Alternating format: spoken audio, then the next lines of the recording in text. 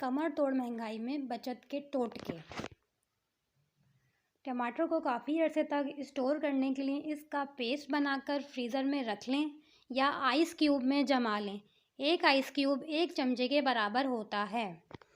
مسالہ جات میں اگر تھوڑا سا ہینگ کا ٹکڑا رکھ دیا جائے تو وہ کافی عرصے تک تازہ رہتے ہیں۔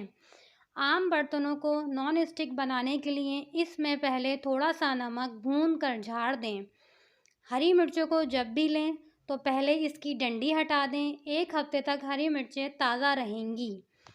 تیل اتنا مہنگا ہو گیا ہے کہ تیل کے زیادہ استعمال سے بجٹ ہل جاتا ہے۔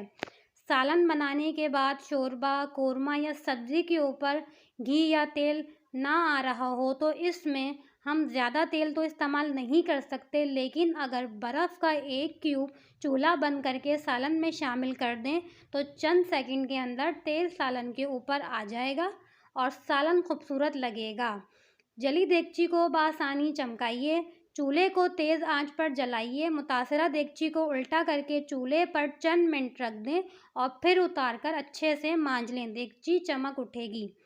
اگر قالین گندا ہو گیا ہو یا اس پر نیل پالش یا انک کا داغ لگ گیا ہو تو سوتی کپڑے پر نیل پالش ریموور ڈال کر رگڑیں۔